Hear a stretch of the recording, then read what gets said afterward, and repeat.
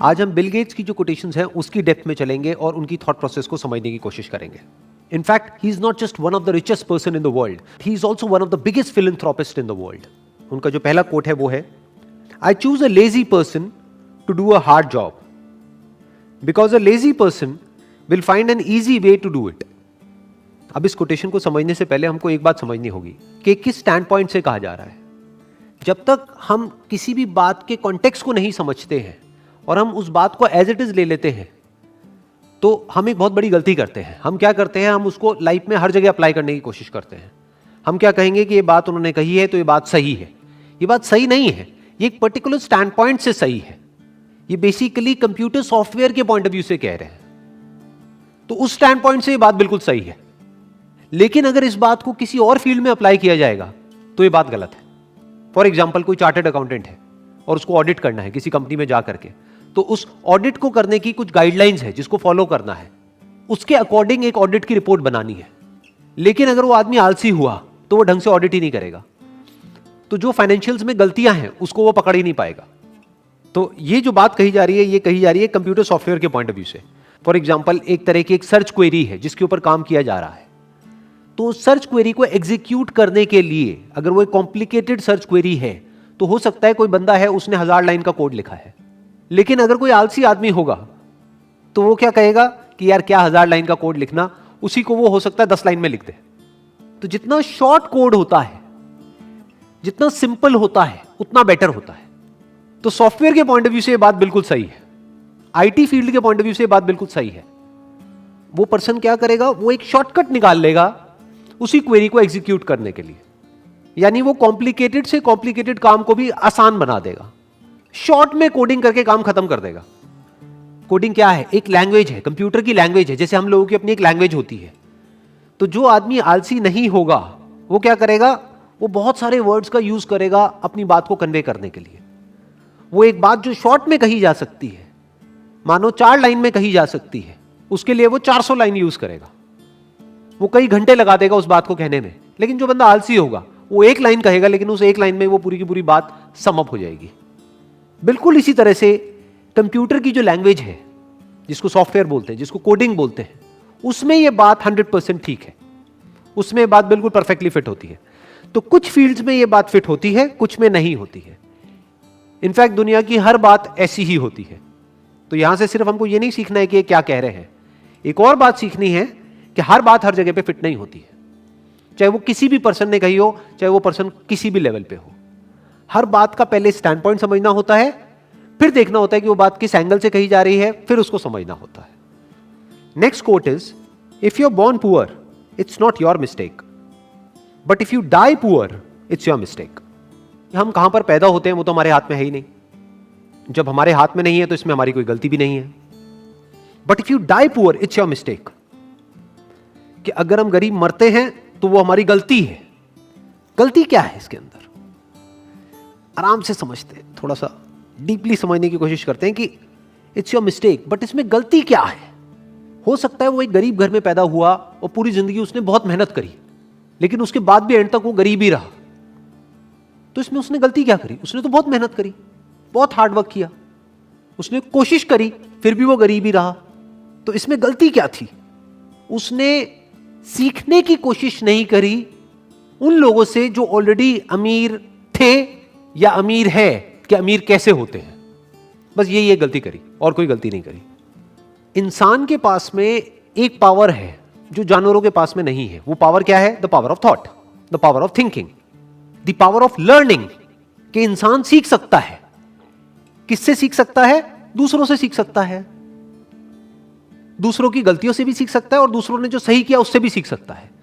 तो अगर इंसान ये ही ना करे, वो सिर्फ इतना सा ना करे, यानी कि वो सीखे नहीं और खुद ही पूरी जिंदगी सिर्फ मेहनत करता रहे, ये उसकी गलती है. क्योंकि किसी भी काम को करने के 2 तरीके होते हैं. एक ये कि आप खुद गलतियां करो और उससे सीखो, जिसको आप हार्डवर्क कह सकते हो. दूसरा कि दूसरे जो गलतियां कर चुके हैं उससे आप पहले ही सीख जाओ और वो गलतियां ना करो, और जो उन्होंने सही किया वो करो. तो इसको स्मार्ट वर्क कहते हैं. अब क्यों नहीं सीखते हैं लोग? कभी सोचा है, कभी समझने की कोशिश करी है? लोग ये क्यों नहीं सीखते कि अमीर कैसे होते हैं? नंबर 1, कहीं पर भी ये सिखाया नहीं जाता है. अगर कोई गरीब घर में पैदा हुआ है तो उसको यह नहीं सिखाया जाएगा कि अमीर कैसे होते हैं, उसको यह सिखाया जाएगा कि गरीबी में जीते कैसे हैं, गरीबी में एडजस्ट कैसे करते हैं, गरीबी में गुजारा कैसे करते हैं। और उसको जितने भी डायलॉग सुनने को मिलेंगे सुबह से रात तक, वो सारे ऐसे ही होंगे जो इसी बात को और पक्का करते चले जाएंगे और रीइंफोर्स करते चले जाएंगे कि जितनी चादर है उतने ही पैर फैलाओ। मतलब क्या कि अगर आप गरीब हो तो गरीबी में ही गुजारा करना सीखो, अपनी चादर को बड़ा मत करो, हवा में मत उड़ो, अपने पैर हमेशा जमीन पर रखो, बड़े बड़े सपने मत देखो। कोई भी आदमी अमीर या गरीब बाद में होता है बाहर की दुनिया में, पहले वो अंदर अमीर या गरीब होता है। इनफैक्ट किसी का भी आप एग्जाम्पल उठा करके देख लो जो बिल्कुल ही एक नीचे के लेवल से उठ करके पता नहीं कहां किस लेवल पे गया है। फॉर एग्जाम्पल धीरूभाई अंबानी, उनकी अगर आप स्टार्टिंग देखोगे तो बहुत ही एक छोटे लेवल से उन्होंने अपने करियर की शुरुआत करी थी, लेकिन उसको पता नहीं कहां का कहां ले गए। वो बाद में अमीर हुए, लेकिन पहले ही अपनी सोच के लेवल पे वो अमीर थे। यानी पहले वो सोच के लेवल पर अमीर हुए, बाद में बाहर अमीर हुए। ऐसा ही सबके साथ होता है, पहले हम अंदर से अमीर होते हैं, बाद में बाहर अमीर होते हैं। अब अंदर से अमीर कैसे होते हैं और अंदर से गरीब कैसे होते हैं? अगर अंदर ऐसे थॉट्स हमारे माइंड में जाएंगे जिसको हम एक्सेप्ट कर लेंगे, जो थॉट्स हमको आगे नहीं बढ़ने देते हैं, तो वो हमको गरीबी की तरफ ले जाएंगे। और कुछ ऐसे थॉट्स होते हैं जहां से आपका दिमाग खुलता है और आप कहते हो कि अच्छा ये पॉसिबल है कि ये आदमी मेरे से भी एक नीचे वाले लेवल से उठ करके इस लेवल पे पहुंच गया, इसका मतलब इसके लिए पॉसिबल है तो मेरे लिए भी पॉसिबल है। तो ये थॉट्स आपको अमीरी की तरफ ले जाते हैं at the level of your thought. अब पहले आदमी यहां अमीर होता है, बाद में बाहर अमीर होता है, बिल्कुल इसी तरह से जैसे पहले यहां गरीब होता है, बाद में बाहर गरीब होता है। तो ये गलती करी उस इंसान ने, उसको सीखना चाहिए था, उसको कुछ बुक्स पढ़नी चाहिए थी। फॉर एग्जाम्पल एक बुक है think and grow rich by Napoleon Hill. ये बुक कैसे लिखी गई थी? आज से बहुत साल पहले लिखी गई थी। जो ऑथर है वो गए और जा करके मिले ऐसे बहुत सारे लोगों से जिन्होंने कुछ एक्स्ट्राऑर्डिनरी लाइफ में अचीव किया है, और उन सबके अंदर कुछ कॉमन ट्रेट्स को नोटिस किया, कुछ ऐसी बातें नोट करी जो हर उस इंसान में थी जो गरीब से अमीर हुआ, और वो सब जो सीखा उसको उस बुक में उतार दिया। कई साल लगे उनको ये रिसर्च करने में और ये बुक को लिखने में, और कुछ घंटे लगने थे ये बुक पढ़ने के लिए, लेकिन 99% लोग नहीं पढ़ते। ये गलती उन्होंने करी, ये जो बुक नहीं पढ़ी ये गलती करी, क्योंकि वो खुद जा करके नहीं मिल सकते उन लोगों से जिन्होंने कुछ एक्स्ट्राऑर्डिनरी अचीव किया है, क्योंकि उनके घर के अंदर भी नहीं घुसने दिया जाएगा उन लोगों को, क्योंकि अभी उन्होंने कुछ अचीव नहीं किया है। ये बात सच है, लेकिन उनकी बुक तो पढ़ सकते हैं। सोचो, उस बुक से तो सीख सकते हैं। डायरेक्टली उन लोगों से नहीं मिल सकते जो दुनिया के सबसे अमीर लोग हैं, बट इनडायरेक्टली इस बुक के थ्रू तो मिल सकते हैं, उनकी थिंकिंग को समझ सकते हैं। सिर्फ यही नहीं कि एक आदमी की थिंकिंग कैसी है, ये कि ऐसे बहुत सारे लोगों की थिंकिंग में क्या कॉमन है वही तो समझना जरूरी है ना। एक्सेप्शंस को समझना जरूरी नहीं है। एक्सेप्शंस को समझने का मतलब क्या कि किसी आदमी की लॉटरी लग गई और वो अमीर हो गया, उसकी बात नहीं करी जा रही इस बुक में। क्या बात करी जा रही है? बिल्कुल ही एक नीचे के लेवल से शुरू किया और पता नहीं कहां पहुंच गए, ये कहा जा रहा है उस बुक में। ऐसी और भी बहुत सारी बुक्स हैं जो लिखी जा चुकी है। अगर कोई आदमी इन सारी बुक्स को पढ़े तो एक बात तो पक्की है, ये पक्का नहीं है कि वो अमीर होगा या नहीं होगा, एक बात तो पक्की है कि उसकी थिंकिंग चेंज होगी, इसमें तो कोई डाउट ही नहीं है ना। अंदर से उसकी थॉट प्रोसेस चेंज हो जाएगी, and you can say that half of the job is done once the thought process is changed. आधा काम हो गया, अब बाकी आधा काम उसको खुद करना है। यानी सिर्फ थिंकिंग से भी तो कुछ नहीं होता है ना। ये बुक को पढ़ लिया, ठीक है, थिंकिंग के लेवल पे वो पता नहीं क्या बन गया, बट प्रैक्टिकली तो एक्शंस लेने ही पड़ेंगे ना। प्रैक्टिकली रिस्क लेना पड़ेगा, प्रैक्टिकली बहुत कुछ करना पड़ेगा, वो तो उसी को करना है। बट दोनों का अपना रोल है, बिना एक के दूसरा नहीं हो सकता। नॉलेज तभी काम की है जब उसको एक्शन में लाया जाए। तो सीखा तो सही, लेकिन उसको प्रैक्टिकली लाइफ में अप्लाई नहीं किया, ये दूसरी गलती। तीसरी गलती, अप्लाई भी किया, यानी जो सीखा उसको प्रैक्टिकली अप्लाई भी किया, लेकिन जब अप्लाई किया तो नहीं सीखा कि अप्लाई कैसे करते हैं। दो चीजें सीखनी पड़ेंगी। एक, थिंकिंग के लेवल पे पहले आपको अमीर होना होगा, यानी पॉसिबिलिटीज को देखना होगा। दूसरा कि प्रैक्टिकली एक काम को कैसे करते हैं, तो उसके लिए आपको अलग तरह की बुक्स चाहिए। उसमें ये बुक काम नहीं आएगी, थिंक एंड ग्रो रिच। ये बुक कहां पर काम आएगी? आपकी थिंकिंग को एक्सपैंड करने के लिए, कि अभी जो आपकी थिंकिंग में ये बैठा हुआ है बचपन से, जैसे एनवायरनमेंट में आप बड़े हुए हो, कि मैं कुछ नहीं कर सकता, कि आपकी थिंकिंग में ये आने लग जाएगा कि नहीं, जब इतने लोग कर सकते हैं तो मैं भी कर सकता हूं। आपके अंदर से ये आने लग जाएगा, जो बहुत इंपॉर्टेंट है। लेकिन इसका मतलब ये नहीं है कि आप कुछ भी कर सकते हो। जो करना है वो सीखना तो पड़ेगा ना।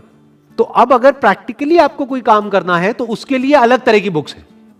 जैसे थिंक एंड ग्रो रिच आपको मार्केटिंग नहीं सिखाएगी कि मार्केटिंग कैसे करते हैं। अरे तो मार्केटिंग तो सीखो।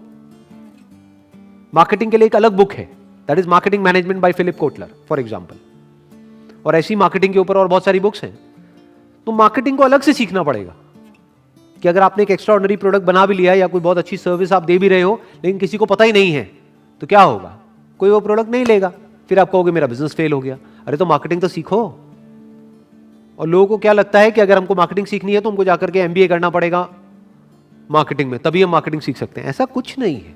बहुत सारी बुक्स हैं, वहां से हम खुद पढ़ करके सीख सकते हैं। कितना डीपली आप सीख सकते हो उसकी कोई लिमिट नहीं है। तो ये जो कोटेशन में कहा जा रहा है, इसमें 3 तरह की गलतियां हो गई। पहली गलती कि सीखना ही नहीं, दूसरी गलती कि सीखना लेकिन कभी भी एक्शन नहीं लेना, तीसरी गलती एक्शन तो लेना लेकिन वो एक्शन गलत डायरेक्शन में है, बिना सीखे एक्शन लेना, या जिस फील्ड में आप एक्शन ले रहे हो उस फील्ड को बारीकी से ना समझना, ये गलती हो गई। Next quote is, as we look ahead into the next century, leaders will be those who empower others. क्यों कहा जा रहा है ये? बिकॉज अब हम इंफॉर्मेशन एज में एंटर कर चुके हैं। Information age is all about empowering others in one way और द अदर। ध्यान से देख लो, जो भी मार्केट लीडर्स हैं आज की डेट में वर्ल्ड वाइड, वो क्या कर रहे हैं? वो दूसरों को एम्पावर कर रहे हैं। What is Google doing? Google is empowering you. हम जो चाहे, जब चाहे, जहां चाहे वहां पर वो सर्च कर सकते हैं। तो गूगल ने क्या किया? हमको एम्पावर कर दिया कि हम किसी भी इंफॉर्मेशन को कहीं भी बैठे बैठे कभी भी एक्सेस कर सकते हैं। ये मोबाइल फोन क्या कर रहा है, स्मार्टफोन क्या कर रहा है? हमको एम्पावर कर रहा है। सोशल मीडिया क्या कर रहा है? हमको एम्पावर कर रहा है कि हम ऑनलाइन सबसे कनेक्ट कर सकते हैं, पूरी दुनिया से कनेक्ट कर सकते हैं। सोशल मीडिया ने क्या किया है? हर एक के हाथ में पावर दे दी है। कोई भी अब बैठे बैठे कहीं से भी मोबाइल में कुछ भी रिकॉर्ड करके अपनी बात को कह सकता है पूरी दुनिया से। तो एक वे में क्या किया सोशल मीडिया ने? एम्पावर कर दिया हर इंडिविजुअल को, सिर्फ कुछ इंडिविजुअल्स को नहीं। आज से 100 साल पीछे अगर हम चले जाएं तो लीडर का मतलब क्या था? जिसके पास में पावर हो, और सिर्फ कुछ लोगों के हाथ में वो पावर थी, बाकी लोग पावरलेस थे। आज हर एक के हाथ में पावर है, हर एक के हाथ में मोबाइल फोन है, तो कोई भी अपनी बात कह सकता है। और अगर उस बात में दम है तो वो बात पूरी दुनिया तक पहुंच सकती है, और पहुंच ही रही है बहुत लोगों की बातें। तो हुआ क्या है? एक इंडिविजुअल एम्पावर्ड हो गया है। आज सिर्फ कुछ सिलेक्टेड लोग नहीं है जिनके हाथ में पावर हो, हर एक के हाथ में पावर है। तो इस इंफॉर्मेशन एज में क्या किया जा रहा है? एम्पावर किया जा रहा है लोगों को। पहले के टाइम में क्या होता था कि ये कंपनी है, अब आप अपने आप को बदलो अगर आपको उसके प्रोडक्ट को यूज करना है तो। ये थी इंडस्ट्रियल एज कि ये हमने गाड़ी बना दी, अगर आप इस गाड़ी को चलाना चाहते हो तो अपने आप को चेंज करो इस गाड़ी के अकॉर्डिंग। वो गाड़ी को उस पर्सन के अकॉर्डिंग चेंज नहीं करेंगे। बट फ्यूचर क्या है? सब कुछ आपके हिसाब से होगा, एक इंडिविजुअल के हिसाब से होगा। Now individual is at the centre, और उस इंडिविजुअल के हिसाब से सब कुछ कस्टमाइज किया जा रहा है। इसको इंफॉर्मेशन एज बोलते हैं। ध्यान से समझो, हम गूगल के अकॉर्डिंग नहीं चल रहे हैं, गूगल हमारे अकॉर्डिंग चल रहा है। जो हमें चाहिए गूगल वो दे रहा है, और किसे चाहिए? हर इंसान को अलग अलग चाहिए, तो हर इंसान को अलग अलग चीजें दे रहा है गूगल, चाहे वो गूगल हो, चाहे फेसबुक हो, चाहे कोई भी हो। It's all about empowering an individual, a person. यानी अब जो अगले 100 साल होंगे उसमें सबसे बड़ा चैलेंज क्या होगा कि मेरा जो प्रोडक्ट है, जो मास कंजम्पशन के लिए है, क्या मैं उसको कस्टमाइज कर सकता हूं इंडिविजुअल्स के अकॉर्डिंग या रीजन्स के अकॉर्डिंग? ये अब आने वाला टाइम है। Amazon जो इतना सक्सेसफुल हुआ, क्यों हुआ? उसके पीछे रीजन क्या है? और सिर्फ इंडिया में नहीं, पूरे वर्ल्ड में क्यों हुआ? उसने यही किया जिसकी अभी मैं बात कर रहा हूं। उसने कस्टमर से पूछा आपको क्या चाहिए? कस्टमर ने कहा मुझे तो सेम डे डिलीवरी चाहिए। अब अगर Amazon चाहता तो ये भी बोल सकता था कि सेम डे तो पॉसिबल ही नहीं है, 1-2 लोग होते तो मैं डिलीवर कर देता। ये तो लाखों करोड़ों लोग हैं, करोड़ों लोगों को मैं सेम डे डिलीवरी कैसे कर सकता हूं? बट Amazon ने खुद को पूरी तरह से बदल दिया, अपने डिस्ट्रीब्यूशन सिस्टम को पूरी तरीके से बदल दिया, बेस्ड अपॉन कि इंडिविजुअल्स को क्या चाहिए, कस्टमर को क्या चाहिए। कस्टमर ने कहा सेम डे डिलीवरी, उसने कहा लो जी सेम डे डिलीवरी। अगर दूसरे वे में देखा जाए तो उसने क्या किया, उसने एम्पावर कर दिया कस्टमर्स को। तो फ्यूचर में क्या होगा, technology is going to be more and more personal. Future में सब कुछ पर्सनलाइज्ड होगा। आपको क्या चाहिए आप बताओ, वो आपको मिलेगा।